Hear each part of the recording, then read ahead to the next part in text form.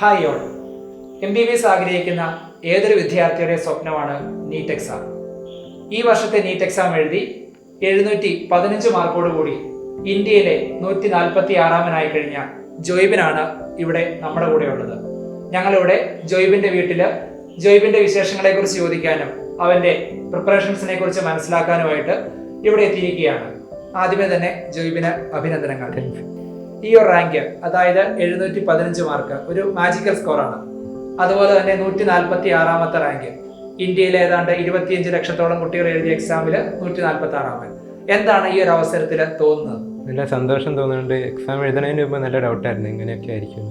പിന്നെ എഴുതി കഴിഞ്ഞിട്ട് നല്ല ഡൗട്ടായിരുന്നു കിട്ടുമെന്ന്. പിന്നെ ആൻസർ കീ നോക്കിയപ്പോഴാണ് ഒരു കറക്റ്റായി കിട്ടിയത് അല്ലേ? റിപ്പീറ്റ് ചെയ്യാനായിട്ട് പാലായില്ല Q46 ബാച്ച്. ആ ഒരു സമയത്തെ നമ്മുടെ ബ്രില്യന്റിലെ ക്ലാസ്സുകളെ കുറിച്ചും അവിടുത്തെ പ്രൊഫസേഴ്സിനെ കുറിച്ചും അവരൊന്നൊരു സപ്പോർട്ടിനെ കുറിച്ചും എന്താ പറയാനുള്ളത്? ക്ലാസ് നല്ല ക്ലാസ് ആയിരുന്നു. പിന്നെ ഡൗട്ട് വരുമ്പോൾ ഒക്കെ പ്രൊഫസറിനോട് ചോദിക്കായിരുന്നു. പിന്നെ ടെസ്റ്റ് അവിടുത്തെ നല്ല ടെസ്റ്റ് ഒക്കെ ആയിരുന്നു. അവിടുത്തെ മെയിനായിട്ട് അവരുടെ വർക്ക് ബുക്കും സ്റ്റഡി മെറ്റീരിയലും നല്ല ചെയ്യുമായിരുന്നു. അങ്ങനെയാണ് നമ്മൾ പഠിച്ചുകൊണ്ടിരുന്നത്. പിന്നെ റിപ്പീറ്റ് ചെയ്യാനായിട്ട് ബ്രില്യന്റ് സെലക്ട് ചെയ്യാൻ എന്താ കാരണം? അല്ലെങ്കിൽ ബ്രില്യന്റിനെ കുറിച്ച് എവിടെ നമ്മൾ കേട്ടത്? കേരളത്തിൽ തന്നെ ഏറ്റവും ബ്രില്യന്റ് അങ്ങനെ കേട്ടു, അങ്ങനെ പഠിച്ചു. +2 വരെ എവിടെയാ പഠിച്ചത്? കേന്ദ്ര വിദ്യാലയത്തില്. 10th വരെ അവിടെ തന്നെയാ പഠിച്ചത് അല്ലേ? പിന്നെ ഈ ഒരു നമ്മുടെ മോഡൽ എക്സാമുകളൊക്കെ എഴുതി. ആ മോഡൽ എക്സാമിന്റെ സമയത്ത് ആ ഒരു സമയത്തെ നമ്മുടെ പഠന രീതി അതെങ്ങനെയായിരുന്നു? അതെങ്ങനെയാ വെച്ചാൽ മോഡൽ എക്സാമിനുള്ള പോർഷൻ അന്ന് അതിന് മുമ്പ് തന്നെ എന്തായാലും തീർക്കുമായിരുന്നു. Model എക്സാമിനുള്ള full. പിന്നെ അങ്ങനെ ആ മോഡൽ എക്സാമിനുള്ള അന്ന് തന്നെ തീർക്കും. ഓരോ ദിവസം വന്നു കഴിഞ്ഞിട്ട് അതിനെക്കുറിച്ച് തെറ്റിപ്പോയ കാര്യങ്ങൾ അല്ലെങ്കിൽ വീണ്ടും പഠിക്കാനുള്ള കാര്യങ്ങൾ അതൊക്കെ എങ്ങനെയാ നോക്കിയിരുന്നേ? തെറ്റിപ്പോയതിന്റെ കാരണം എന്തുകൊണ്ടാണ് തെറ്റിയത്, സില്ലി മിസ്റ്റേക്ക് ആണോ, ഞാൻ എങ്ങനെയൊക്കെ കറക്റ്റ് ചെയ്യുക, അതൊക്കെ ആലോചിച്ചുകൊണ്ടിരിക്കുകയാണ്. പിന്നെ ആ ടോപ്പിക് ഒന്നും കൂടെ നല്ലോണം വായിച്ചിട്ട് ഇനി തെറ്റാതിരിക്കാൻ കുറെ നോക്കും. അങ്ങനെയായിരുന്നു അല്ലേ? ബ്രില്യന്റ് ഏത് ഹോസ്റ്റലിലായിരുന്നു? Ebenezer grand. ആ ഹോസ്റ്റലിലെ ഒരു അനുഭവം എങ്ങനെയായിരുന്നു? കൂട്ടുകാര്, കൂടെ പഠിക്കുന്നവര്, ഹോസ്റ്റലിലെ മെന്റേഴ്സ്, ക്ലാസ് ടീച്ചർ, ഇവരൊക്കെ തന്നൊരു സപ്പോർട്ട് എങ്ങനെയായിരുന്നു? ഹോസ്റ്റലിൽ എല്ലാ സൗകര്യം ഉണ്ടായിരുന്നു. പിന്നെ കൂട്ടുകാർ നല്ല അടിപൊളി കൂട്ടുകാരായിരുന്നു. ഡൗട്ട് ഉണ്ടൊക്കെ എല്ലാവരും പറഞ്ഞു തരായിരുന്നു. ക്ലാസ് ടീച്ചർ നല്ലോണം സപ്പോർട്ടൊക്കെ ചെയ്യായിരുന്നു. ബ്രില്യന്റിലെ ഏത് ഡയറക്ടറുടെ കൂടെയാണ് നമ്മുടെ ബാച്ച്? ജോർജ് സാർ ആയിരുന്നു. ജോർജ് സാറിനെ കുറിച്ചൊന്ന് പറയുവാണെങ്കിൽ?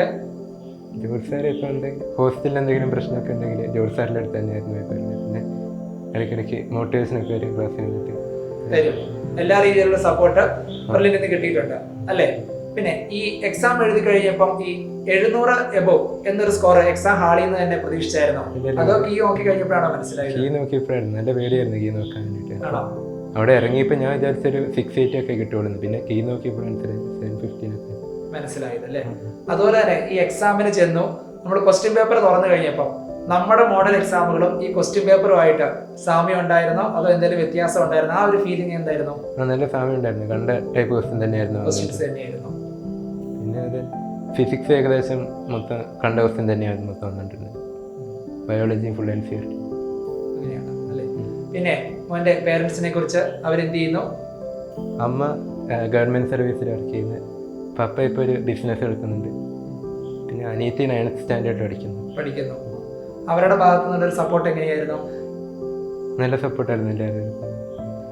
പിന്നെ ഈ ഡോക്ടർ എന്നുള്ളൊരു സ്വപ്നം എങ്ങനെയാണ് മോന്റെ മനസ്സിലോട്ട് വന്നത്? അല്ലെങ്കിൽ എങ്ങനെ എനിക്ക് ഡോക്ടർ ആവണം, MBBS എടുക്കണം എന്നൊക്കെ തോന്നാൻ തുടങ്ങിയത്? എവിടെയെങ്കിലും കണ്ടിട്ടാണോ അതോ വീട്ടിലാരെങ്കിലും ഡോക്ടേഴ്സ് ഉണ്ടോ? അതെങ്ങനെയാ അതിലോട്ട് എത്തിപ്പെട്ടത്? 10 മൈലൊക്കെ കഴിയുമ്പോൾ തോന്നിയതാ, പോകണം തോന്നി, ഡോക്ടർ ആവണം തോന്നി. അങ്ങനെ ബ്രില്യന്റ് സെലക്ട് ചെയ്തു, ബ്രില്യന്റ് വന്നു അല്ലേ? ഇനി അടുത്ത ചോദ്യം എന്ന് പറഞ്ഞു കഴിഞ്ഞാല്, എല്ലാവരുടെയും സ്വപ്നം ഇപ്പൊ നീറ്റ് എഴുതി ഏറ്റവും നല്ല റാങ്ക് കിട്ടി. ഇനി എവിടെ പഠിക്കണം? എല്ലാവർക്കും ഒരു സ്വപ്നം, ഒരു മെഡിക്കൽ കോളേജ് കാണും. അതിൽ എവിടെ പഠിക്കണം എന്നാണ് മോന്റെ ആഗ്രഹം? ജിപ്മറിലോട്ടാണ് നോക്കുന്നത് അല്ലേ? ഓക്കെ, അപ്പോൾ നമ്മളെല്ലാം കേട്ടത് ജോയ്ബിന്റെ അനുഭവങ്ങളാണ്, അവന്റെ റിസൾട്ടിനെ കുറിച്ചാണ്. ഇപ്പൊ ജോയ്ബിന് വീണ്ടും ആശംസകൾ നേർന്നുകൊണ്ട് ഓക്കെ, താങ്ക് യു. എൻട്രൻസ് സംബന്ധമായ വാർത്തകളും അപ്ഡേഷനുകളും ഏറ്റവും വേഗം ആധികാരികമായി അറിയാൻ ബ്രില്യന്റ് സ്റ്റഡി സെന്റർ പാല യൂട്യൂബ് ചാനൽ സബ്സ്ക്രൈബ് ചെയ്യുക. ബെൽ ഐക്കൺ അമർത്തുക. ഈ വീഡിയോ മറ്റു സുഹൃത്തുക്കളിലേക്കും ഷെയർ ചെയ്ത് നൽകുക.